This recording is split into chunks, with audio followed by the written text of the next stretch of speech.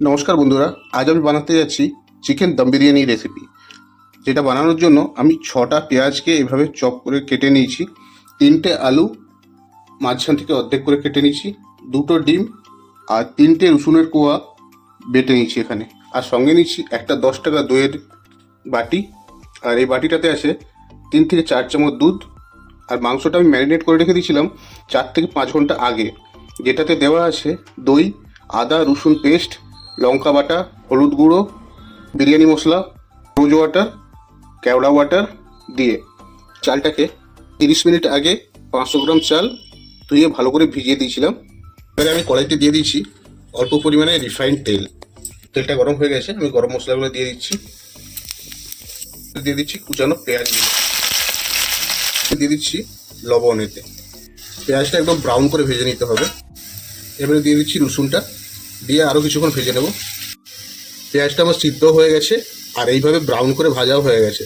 তো তোমরা সবাই এইভাবে ব্রাউন করে ভেজে নেবে। এরপরে অ্যাড করে দেবে গরম জল। এবারে এতে আমি দিয়ে দিচ্ছি হাফ চামচের থেকে একটু কম আদা বাটা, দিয়ে দিচ্ছি লঙ্কা বাটা, হলুদ গুঁড়ো, এরপর দিয়ে দিচ্ছি দই, কিছুটা পরিমাণ খোয়া গ্রেড করে নিয়েছি, খোয়া গ্রেভিটাতে দিয়ে দিচ্ছি। এবারে এতে দিয়ে দিচ্ছি 1 ফোঁটার মতো কেওড়া ওয়াটার, ওর এতে দিয়ে দিচ্ছি বিরিয়ানি মশলা। এবারে আমি এতে ম্যারিনেট করে রাখা মাংসটা দিয়ে দিচ্ছি। এবারে এটাকে আমি মিডিয়াম ফ্লেমে ঢাকা দিয়ে দিচ্ছি সেদ্ধ হওয়ার জন্য। আমি এক পাশে ডিমটা সেদ্ধ করতে দিয়ে দিয়েছি। 15 থেকে 20 মিনিট পরে আমি ঢাকনাটা খুলে দেখলাম আমার মাংসটা প্রায় অর্ধেক সেদ্ধ হয়ে গেছে। আর একটু লবণ কম ছিল, লবণটা আমি দিয়ে দিয়েছি এতে। আলুটা এই মশলাতে মাখিয়ে নিয়েছি, নিয়ে এতে এখন দিয়ে দিচ্ছি। আবারও এটাতে ঢাকা দিয়ে দিচ্ছি একসঙ্গে দুটো সেদ্ধ হওয়ার জন্য। এখন আমি চালটা সেদ্ধর জন্য জল গরম করতে বসিয়ে দিয়েছি। জলটা গরম হয়ে গেলে এই গরম মশলাগুলো ফুটন্ত জলে দিয়ে দেবো। ওগুলো আমার সেদ্ধ হয়ে গেছে, তাই মাংসগুলো আমি তুলে নিচ্ছি এখন। আর আলুটা আর কিছুটা বাকি আছে সেদ্ধ হতে, তাই এটাকে আর কিছুক্ষণ ঢাকনা দিয়ে সেদ্ধ করবো। আলুগুলো আমার সেদ্ধ হয়ে গেছে, আলুগুলোকে আমি তুলে নিচ্ছি।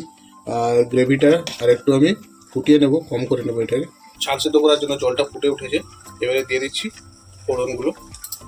এবারে দিয়ে দিচ্ছি পরিমাণ মতো লবণ। এবারে দিয়ে দিচ্ছি রিফাইন্ড তেল। এতে রিফাইন্ড তেলটা দেওয়ার কারণ ভাতটা যাতে ঝরঝরে হয়। এরপর দিয়ে দিচ্ছি ভিজিয়ে রাখা চালটা। ভাতটা ফুটে ওঠার পর এতে দিয়ে দিচ্ছি লেবুর রস। এই লেবুর রসটা দিলে ভাতটা একদম সাদা ধপধপে হয়। বিরিয়ানিতে চালটা খুব ইম্পর্টেন্ট, এটাকে সবসময় লক্ষ্য দিয়ে দিয়ে ফোটাতে হবে। 80% পর্যন্ত চালটা সেদ্ধ হওয়া দরকার, তার বাদ বাকি 20% স্টিমে হয়ে যাবে। এখানে আমার গ্রেভিটা দেখুন ফুটে ফুটে অনেকটাই কমে এসেছে। ভাতটা আমার হয়ে গেছে, এরকম এই পর্যন্ত থাকবে। এবার ভাতটা নামিয়ে নিতে হবে ঠান্ডা জল দিয়ে। এই বোতলটাতে আমি ঠান্ডা জল ফ্রিজে রেখে দিয়েছিলাম, এখন দিয়ে দিচ্ছি ঠান্ডা জলটা। দুধটার মধ্যে আমি 1 ফোঁটা কেওড়া ওয়াটার আর 1 ফোঁটা রোজ ওয়াটার দিয়ে মিশিয়ে দিচ্ছি। আর এতে আমি আর দিয়ে দিচ্ছি মিঠা আতর 2 ফোঁটা দিয়ে এটাকে আমি ভালো করে মিশিয়ে নেব।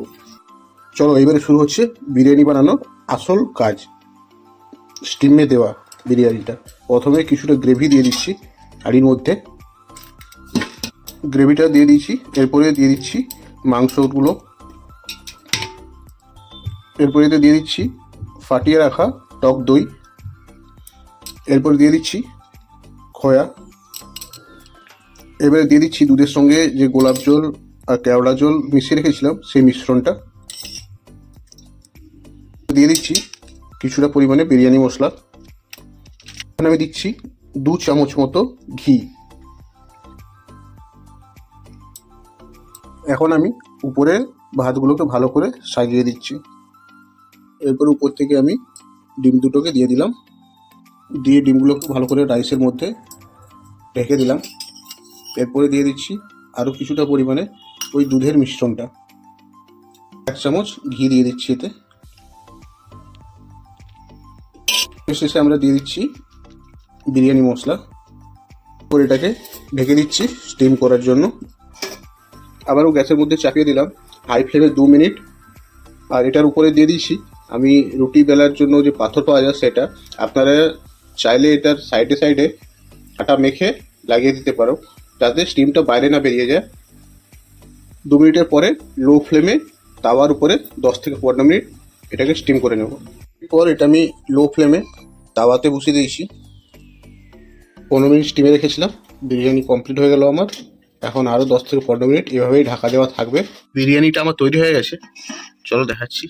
এই দেখো তৈরি হয়েছে। এতে ভালো করে বুঝতে পারবে না, আমি থালাতে বেড়ে দেখাচ্ছি তোমাদের। বিরিয়ানিটা আমি প্লেটে বেড়ে নিয়েছি।